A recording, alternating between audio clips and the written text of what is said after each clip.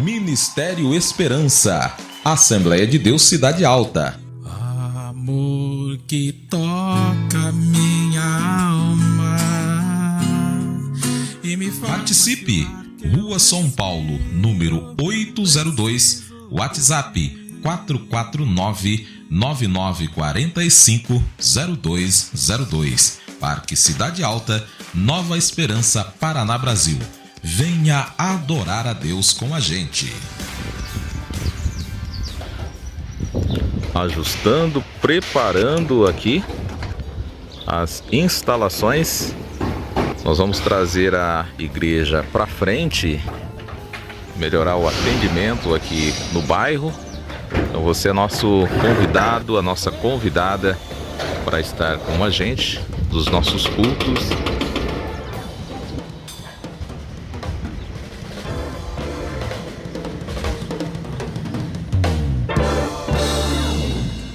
E as portas da igreja estarão abertas para receber as pessoas que quiserem e puderem participar.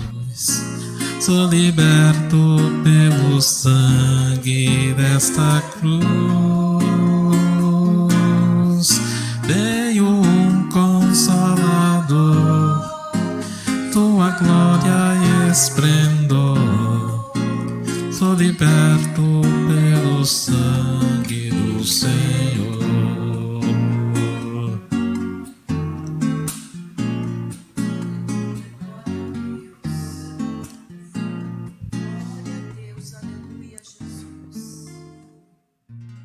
Pedro, antes de seguir Jesus, primeiro seguia João Batista, o maior dos profetas depois de Jesus. Pedro significa pedra, rochedo, com origem no nome grego Petros, este a partir da palavra Petra, uma tradução do aramaico de Cefas, que significa literalmente pedra ou rochedo. Pedro era um homem de fé, dedicado à verdade de Deus, mas ao mesmo tempo fez algumas escolhas precipitadas e impetuosas em sua vida. Nesse vídeo, você conhecerá a incrível história de Pedro, um homem que, assim como nós, cometeu várias falhas ao longo de sua vida, mas muitos acertos também. Ao analisarmos o Novo Testamento, Pedro aparece praticamente em todos os lugares. Foi Pedro quem se opôs a ter seus pés lavados por Jesus, mas depois concordou, como você pode ver em João 13, versos 6 a 10. Foi Pedro quem cortou a orelha do servo do sumo sacerdote,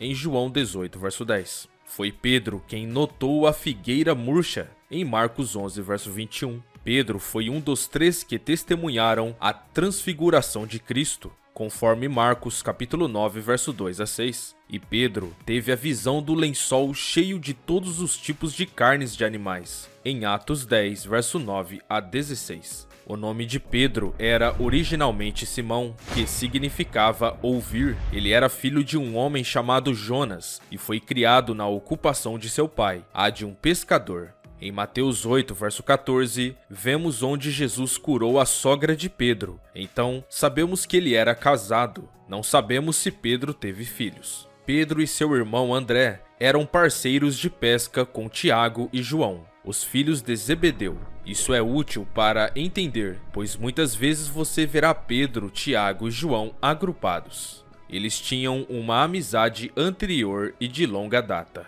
Na noite da última Páscoa de Jesus, após o término do culto, Jesus disse que todos os seus discípulos o abandonariam. Então Pedro respondeu: ainda que todos te abandonem, eu nunca te abandonarei. Jesus respondeu que Pedro não iria apenas lhe abandonar, ele iria negá-lo.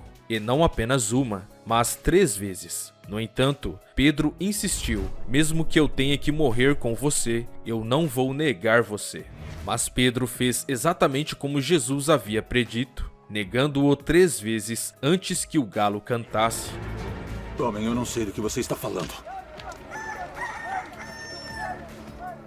Pedro estava profundamente envergonhado de seu comportamento e saiu e chorou amargamente.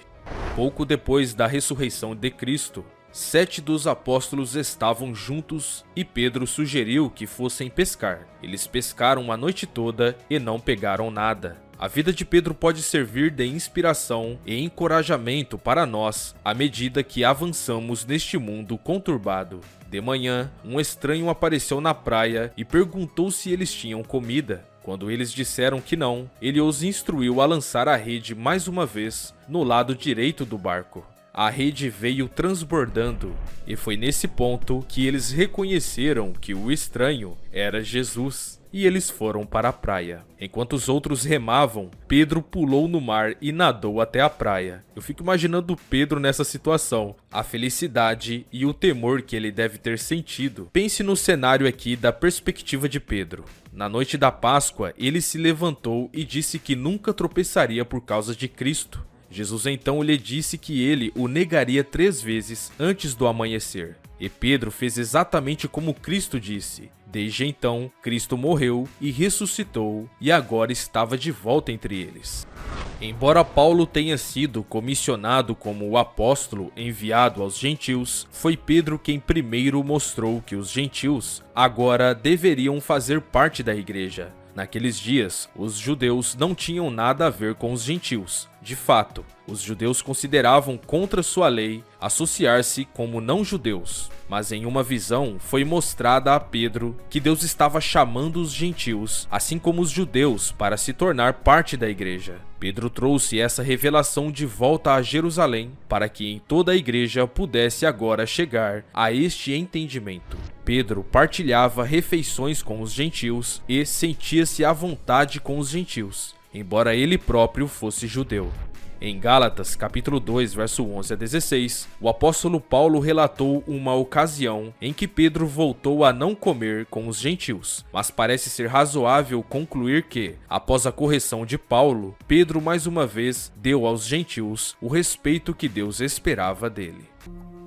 Pedro é o autor de 2 dos livros do Novo Testamento. Estas cartas foram escritas perto do fim de sua vida. Ele estava comprometido com Cristo e havia sido um líder na igreja por muitos anos. Pedro transmitiu a mensagem que havia recebido pessoalmente de Cristo. Ele estava interessado na genuinidade e sinceridade da fé dos irmãos. Os membros eleitos da igreja, para quem ele estava escrevendo, amavam a Jesus Cristo. Embora estivessem sendo testados e nunca o tivessem visto, Pedro os encorajou a seguir em frente, seguindo as palavras de Jesus Cristo.